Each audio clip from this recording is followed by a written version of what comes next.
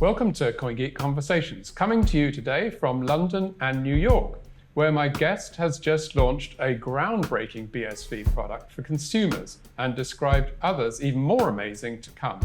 I'm looking forward to hearing about his plans, so thank you and welcome to the co-founder of Peer Technologies, Jeff Baek. Hi, Jeff.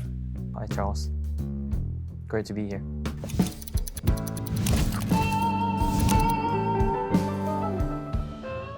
You're listening to CoinGeek Conversations with Charles Miller.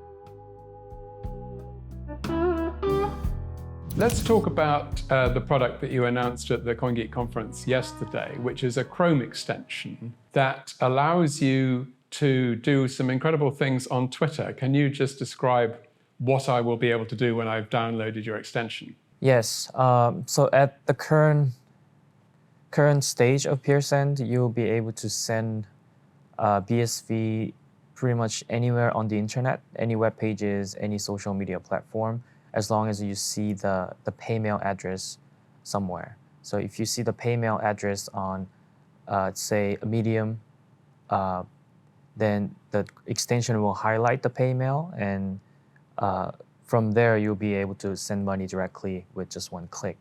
Also, we recently launched the Twitter integration. So if you connect Twitter to PeerSend, you don't need a paymail anymore. You could just scroll down the Twitter post, and then every post will have a button that we generate. So if you click the button, then you'll be able to send money directly to the author of that post.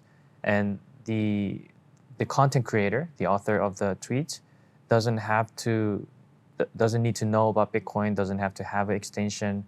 You could still send them, but the receiver is given 24 hours to claim that money that is sent. Right. So they get a little notice saying you've been sent $5 or something, and if you want to collect it, you will have to sign up for hand cash. Yeah, that's right. And so this is an incredible way of onboarding people to the Bitcoin SV world. Yes, in order for Bitcoin to sort of expand the ecosystem, we've been doing pretty well. We've been building our own sort of like siloed BSV services, but we wanted a service that could sort of help out non-BSV people, non-BSV creators. So if I am the recipient of $5 or whatever on Twitter, and I follow the link to Handcash, and I sign up to Handcash, I don't actually have to put any money into the wallet that I create, do I? I just will receive the money according to whatever's been sent to me. Yeah, that's right. So how does the system know that the Handcash wallet that I register is linked to my Twitter account? Is that just something that is easy for you to organize behind the scenes? Well, the receiver also needs to connect Twitter account to the extension. So at the extension, there's a thing called connect. And when you click the connect domain, you'll be able to connect all the social media accounts or even email. It's not supported yet, but we're going to continue to support the other social platform integration. So for example, if you have a Facebook or Twitter account, you need to connect that account to PeerSend. So we recognize that you actually own that account. It's a way of verifying your identity. And then you've got plans to extend this in some quite amazing ways. The one that really caught my eye was you said that you're going to be able to buy items on Amazon using the Chrome extension without having an Amazon account. Is that right? That's the goal. And we've done some research, and we believe that is technically possible. So the way it works is that, the thesis is this whole traditional internet model is where the platforms sort of own you. You have to register your account, you have to fill up the information, do email verification, you have to do all kinds of sort of processes to use the service of a single entity, which is Amazon. If you want to use another service that is not Amazon, they have to go through exactly the same process. So the whole internet is pretty much, divided by the platform and services. It's divided by currency, basically. It's divided by currencies. It's divided by the countries even, right? So we wanted to sort of eliminate the entire funnels or entire processes of each platforms or each services, at the same time sort of merge all that together into a single identity and single cache system. And it's not bound to a currency or country or platforms or anything like that. It's just seamlessly done without anything. So the way it works is that when you submit your home address at PeerSend, then we'll create a buy button on the product that you see on Amazon or eBay. And then you click to purchase it, then we will take care of the currency conversion and order on behalf of you so that Amazon can deliver the product that you just bought. Who will Amazon think that the customer is if I buy something through you? What we're trying to do with even Twitter or Amazon or Facebook, the goal is not to talk to them at all. The goal is not to have even conversation with them or any business deal whatsoever. The Amazon, there are companies that provide sort of API aggregator where that you can just plug in and connect to the Amazon, Best Buy, and Nike, so that you could just directly buy from that API. So we will be the customer of the API provider that is connected to the Amazon. Right. So if I come back and buy something else on Amazon, although I think I'm on the Amazon website, I'm not really. I'm on the Amazon website as seen through your extension, I suppose. Will I see my own history of what I've bought from Amazon, for instance, as you would if you went direct to Amazon? Or will it be like I'm coming to it for the first time again? If you are already an Amazon user and you're registered, you have all this, you're an Amazon customer, then so the good that you bought from PeerSend is not going to show up in your purchase items. But if I bought a second item through PeerSend, would I see the first item, or would it be just like a whole new thing starting again? No, that's something that we could provide, definitely. That's the job of PeerSend. So it's very early stage, but you made a good point. We need to show the history of items that you purchased through our extension. That's the thing that we need to do.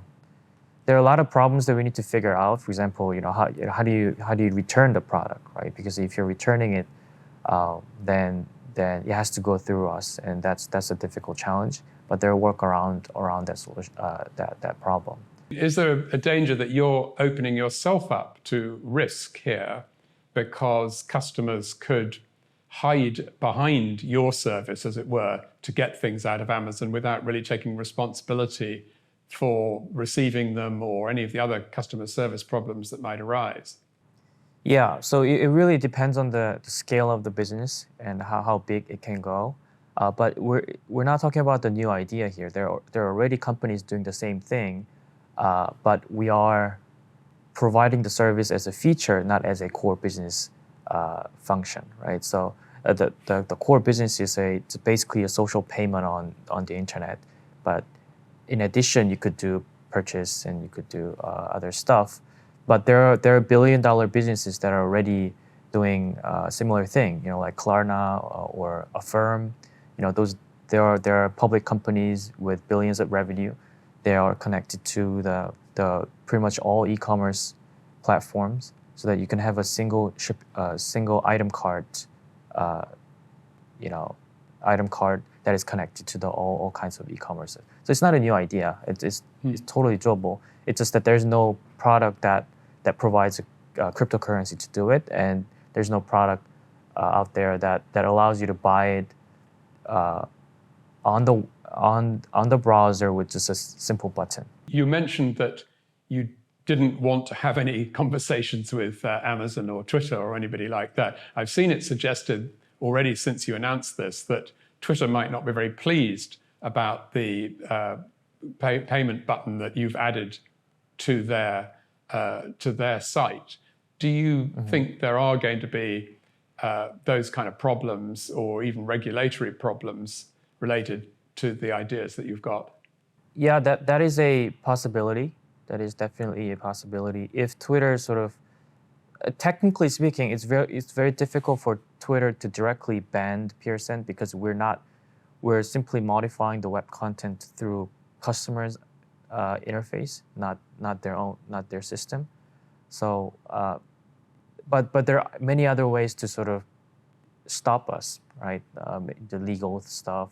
If PeerSend is to be banned through legal attack or anything like that, then it's purely a political reason, not really for a legal or technical reason, because there are similar products out there and they seem to be doing fine. Right. In the products that you've described, I think you're talking about units of numbers of dollars and things. You're not specifically going into the micropayment side of things. I'm wondering whether you've got plans to expand in that direction as well. Yeah, yeah. A lot of people have sort of asked us to support $0.001, tens of pennies, but as a sort of product guy, as a business, operator, you always have to care about what problem you're trying to solve. And just because you're technically capable or possible to do certain things doesn't mean that you should do it, because it may not make sense. So BSV, obviously, it's a micropayment system, instant micropayment functionality. It's great to have for any applications, but the thesis of PeerSend is to have a social interaction. It's a phenomenon that sort of arose recently from Twitch or YouTube or all these streaming services that people actually pay these streamers. The money is being used as a social interaction. So people pay you to seek attention, basically, and then in return you give relationship back. You give attention back. That's how the social interaction on the internet is supposed to be, but you're not going to have a relationship with $0.001. In social structure, that's a spam. People say, micropayment is not a spam, but it's not a spam because you're providing an incentive for minors, but that's not a social environment. That's technical environment. Right, but if you talk to one of these BSV-based social media businesses, they will say that if somebody sends me 0.01 of a cent, it doesn't represent anything that's of any financial value, but it's a pat on the back that is of some more value than just pressing the like button, and that money gives it a slightly different meaning, perhaps. Yeah, that's the argument. I just don't believe in that, because you could try it out. You can go to Twitch or YouTube and then you pay streamer. It's not technically possible to send a cent, but imagine you're sending a 10 cent to a streamer and they're not going to give you any reaction. The streamers who receive thousands of dollars from one person or thousands of dollars from a lot of people, and then they're not going to give you a reaction if you send him $1, right? So it's all relative, but it's just like in any social circumstances. Let's say you want to pay some money to a street musician. You're enjoying the music, very talented. You want to appreciate the moment that you enjoy it, and if you throw a quarter or even 10 cents, then it's actually I believe the street musicians will be offended, right? It's actually it will create a reverse effect, right? Right. So we don't believe in micropayment in sort of any social environment. Micropayment could be vastly valuable for other use cases. For example, like Haste, it's micropayment based gaming, so you can receive money instantly and from a lot of people. But that's not a social environment that we're trying to create on the internet. I saw that you'd been working in this sector, blockchain and Bitcoin and so on, for quite a long time, since 2013. How did you make your present company? What does it consist of besides yourself? Do you have staff? And how did you get to the position of being able to launch the product that you have just launched? Well, yes, I've been involved with the blockchain industry. I've worked at a Bitcoin exchange back in 13, 14. I've worked at a blockchain-focused VC in China. I've worked at a consortium organization called R3. So yeah, I've been moving around, but I always have been a big Bitcoin guy. So from BTC to BCH and BSV. And are you a developer? No, I am not. I'm not. So you're more on the business side, or? Yeah, so product and business. Right. With Peer Technologies, how did you sort of get that going as a business as you have now? Yeah, so I was working at a company that I founded, and it sort of failed later on. But we were discussing the idea of BSV because that's when the BSV was sort of diverting from BCH, and as just an investor, right? So I believe that BSV was the right path. So we went on BSV, and then we started thinking.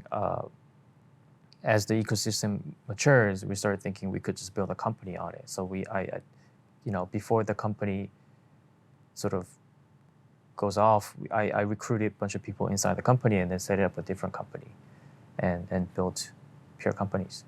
So how many staff do you work with at the moment? We have 8 people now. And where are you based? We're based in Seoul. Most of them are in Seoul, Korea. But we have people in Europe and elsewhere. And do you have big plans to expand, or is that sufficient to deliver the plans you have at the moment? Yeah, I mean, we started like this, but every company has a big vision and a big dream, and we believe that in order to achieve what we envision, we need to build a whole new infrastructure and a whole new browser. Unless you build, the Bitcoin has its own browser that is fundamentally different from the existing browsers and have money layer built in. Unless we have that, it's very difficult for Bitcoin to succeed because you're always going to be competing with Twitch, competing with Twitter, and that's just a very slow and maybe not realistic approach. So we will eventually going to have to build a browser ourselves. On the other hand, what you've done at the moment is so good in that it's incredibly easy for people to get started. They just download the browser extension and then they're invited to download Handcash because there's some money waiting for them. I mean, what could be a better way of making this thing grow rather than trying to transfer them onto a whole new browser? The extension is great for a start, but extension has a limit, right? It doesn't really work on mobile. But 90% of the users are actually in mobile, so we need to have a mobile browser. I mean, the Apple launched the mobile Safari browser extension, but still it has many limitations. What about mobile apps? People are using apps on their phone rather than the browser. How can you get into that world? There are a sort of trick to get in, but it's just not the ideal experience that we want to pursue. So it's going to be difficult for apps to integrate PeerSend or even just BSV in general because, you would have to convince Mark Zuckerberg on Facebook to do it, right? So that's going to be challenging. Right, because those are sort of walled gardens that you can't enter unless they've given you permission. You announced some other products that you are going to be launching in the future, like how to monetize the second half of your Medium post. Can you tell me about some of those ideas that are coming up as well? Yeah, so it's called plugin. So you can actually create your own button with various functions. So a pay to read button, or pay to view, or donation button, or crowdfunding button, or tip button. So you could have like Money button has a swipe button, but you could create that button and post it on Twitter or Facebook or any web pages that you have access to. For non-extension users, they're not going to see the button. They're going to see some some gibberish schema. But for extension users, they will see the graphical UI based button, and those plugins will have various functions. Like you said, the pay to read plugin button that can hide the designated content that and create a paywall. And if people pay that, then we'll decrypt the content and then show it to it. You've been at the Bitcoin conference for the last 3 days, meeting other entrepreneurs, presumably. What's your feeling about the general state of the world of BSV, having been in the industry for quite some time, as I mentioned? Where are we now? We are definitely very early. Definitely early. There are companies that we really like and admire, like Handcash. They're very professional, but it seems like we need like professionalism more. I would expect companies to be more professional and build out a really good product. Everyone's trying to do that. Yeah. As much as I love so much about BSV, I try to be very harsh on the standard, internally and externally. So this is one of the reasons why I get disappointed pretty easily, because because if you're building a company and put skin in the game, you invest your own money, you have investors relying on you.